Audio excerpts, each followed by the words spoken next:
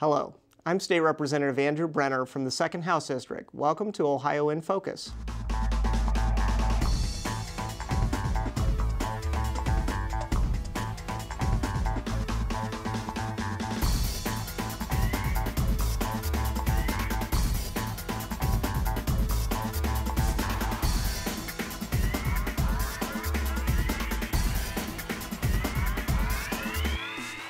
Hello, and welcome to this edition of Ohio in Focus, a program that brings state government to you. I'm your host, Kelly Rybacki.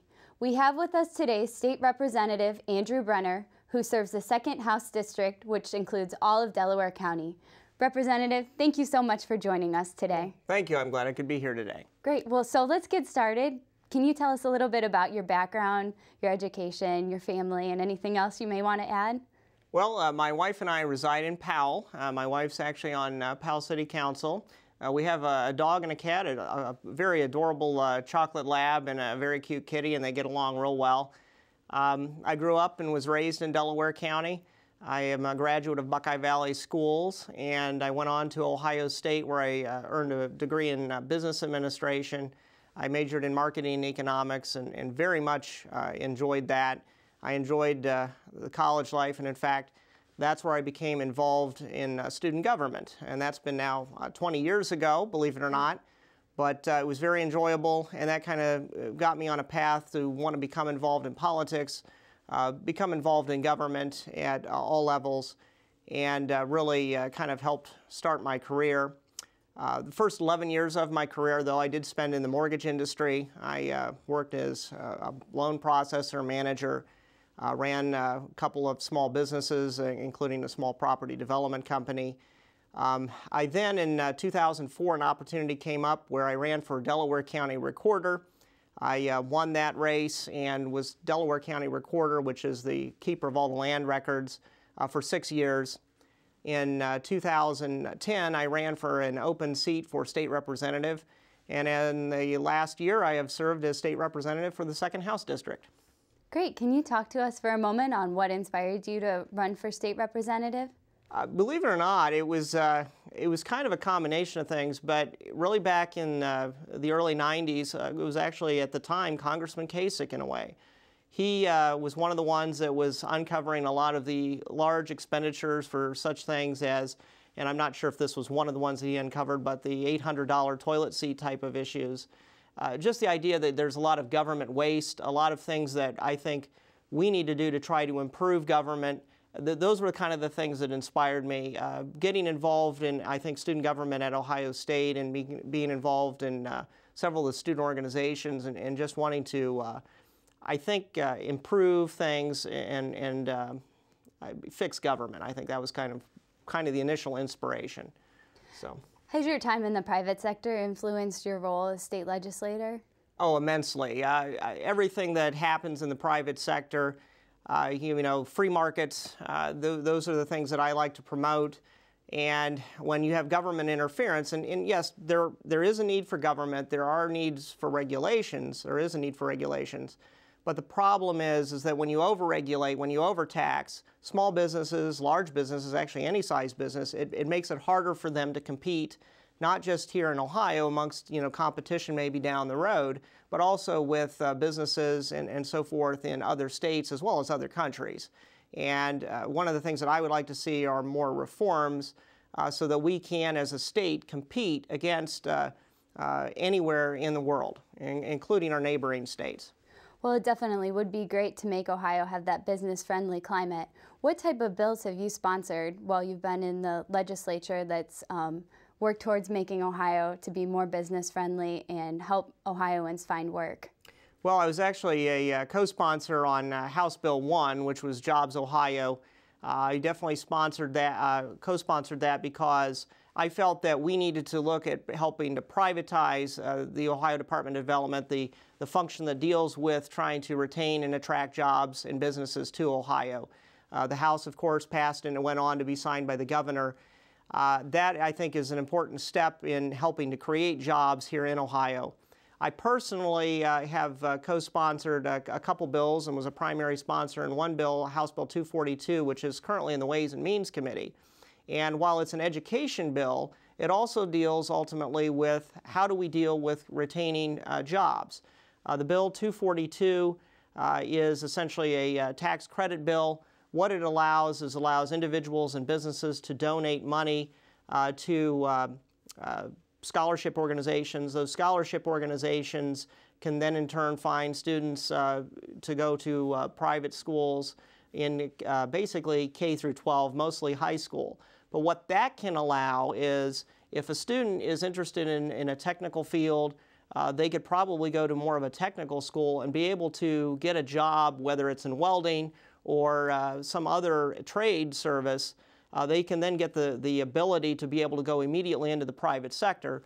And Ohio has had lots of problems trying to fill positions in the state for those that have actually, the jobs are out there, about 80,000 of them, they've gone unfilled. And the big problem is that when you have unfilled jobs, because guess what? The students coming out of school, they don't have the skills necessary to fill those jobs. We need to work to try to continue to do that. I think House Bill 242, that will partially help with that kind of an area. There are other bills out there that we've worked to help to try to create jobs as well, and I've been supportive of those as well. Well, going along with that, can you talk to us a little bit about House Bill 153, the budget bill, and what that's done to create jobs and help the state? That was the budget bill, and essentially one of the things that I did, I was one of the representatives in the Ohio House that kind of held out our vote until we eliminated the estate tax, or as I like to call it, the death tax, because that is another thing that helps. And unfortunately, it's a job killer. A lot of jobs will end up leaving the state. It impacts small farms. It impacts small businesses where they actually have to essentially close a business or go through all kinds of legal loopholes and so forth in order to try to retain the business.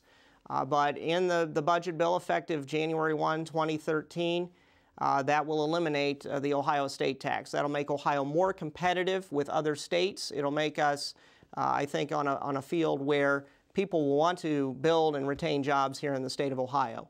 The other big thing that we did was we balanced the state budget without raising taxes. In fact, that was probably one of the biggest things. We helped continue the phase-in of the original income tax rollbacks that were started under even Governor Taft that were held up in the last administration. And we did that. We eliminated an $8 billion budget deficit without raising taxes. And I think that will go a long way towards potentially having other large multinational corporations look at Ohio again and say, you know, look, they're finally getting their act together. They've improved their credit rating. They've done things to improve the overall business climate, and I think that's what's helping retain jobs here in the state. What are your thoughts on Senate Bill 2, the bill that establishes the Common Sense Initiative? Well, interestingly, I was a supporter of that bill as well. That bill is a bill where, simply put, we take a look at government regulations and say, okay, does this make sense? And the idea built right into the bill, is this common sense? And is this going to be something that will help, maintain businesses? Will it help with job growth, or is it going to do nothing but just kill jobs? And in fact, one of my constituents, we're in the process of potentially referring to that agency that was created to take a look at that, because there is a particular government regulation that's in place which doesn't quite make sense. It's something where this particular individual may end up having to lose some of their own personal inventory, because if they followed the exact letter of the law, they would end up losing a lot of their food inventory. And it's something that, well, wait a minute, it was just a technical bureaucracy type of thing, that maybe that is something that we should take a look at. So I think it's going to go a long way towards helping balance that government-business relationship. How have your constituents responded to these types of bills and this movement towards making Ohio more job-friendly and establishing these common sense measures? Oh, I've had many business roundtables this last year in my district, and the business leaders that I have talked to, they want to see not only these reforms, they want to see additional reforms. They are very much applauding the efforts that we have made. They have felt that these are the kind of things that it's been needed for a long time. They would actually like us to see continue working on such things as workers' comp reform. That is another thing that I think that in the second half of this assembly that we need to take a look at, and I believe that is something we're going to review. Representative, I understand that you're a member of several community organizations, and can you talk to us a little bit about those and highlight some of your favorites? Well, I've actually been involved in a lot over the years. One of the things which I was involved in many years ago, and I'm the past president of, is a Rotary Club up in the Sunbury area, and I'm the past president of the club. And their basic motto is service above self, and that's one of the things that I feel like everybody needs to give back to society and work on various projects.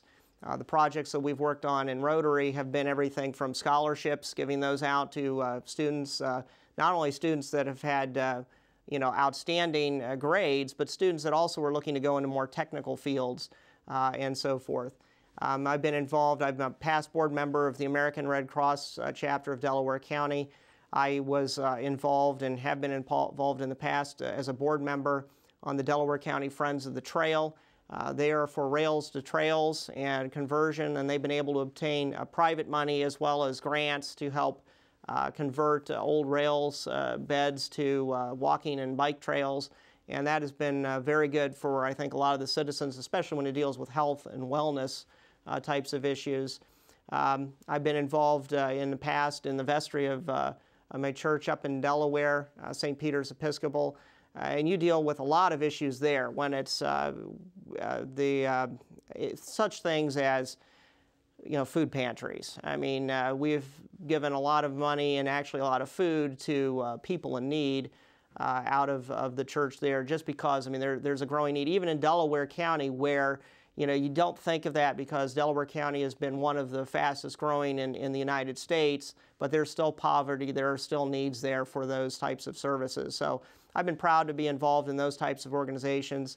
I've been involved in the St. Joan Men's Club where they've done a lot of things to help various groups, and I like it. Service is a passion of mine. Well, your district is not too far away from the State House, but constituents may still wonder what's a typical day like for you, if there is such a thing as a typical day? Well, it depends on which day of the week, but a typical day, if you're coming down to the State House, I may start off first thing in the morning at 7:30 or 8 o'clock with a meeting. We get down to the State House. I go through with my aide what's on the agenda that day. Normally the day before, I'll have read what bills are coming up and reviewed those so that I know what I'm going to be voting on. But in case there are any changes or any last-minute things, I'll go over with him. Go to session. We normally have caucus prior to that, where we actually have kind of an open discussion of the bills that are going to be going on that day, as well as other public policy issues. We then go to the floor, vote on whatever bills are there. Then we go and I'll typically meet with various constituent groups that come in. We've had some constituents talk about smoking in schools, which apparently that still goes on in many schools in the state of Ohio, and I'm talking K through 12. Those kinds of constituent issues are discussed. And then there's typically meetings going into the evening, committee meetings especially, whether it's Education Committee, which is one of the committees I serve on. Those can last anywhere from 1 to 4 or 5 hours. So some days can last 10 to 12 hours or more per day. Well, Representative, thank you for joining us today. What's the best way for your constituents to get in touch with you? They can get in touch with me by email, by District 02 at ohr.state.oh.us, or they can call my office at 614-644-6711. And I return all calls. It may take a day or two, depending on whether I'm busy on a committee or something, but I try to get back to all constituents that want to talk to me personally. Well, thank you for joining us on the show today, and we look forward to having you again. Thank you very much. We look forward to seeing you again on the next edition of Ohio in Focus, the program that brings state government to you. Thank you for joining us.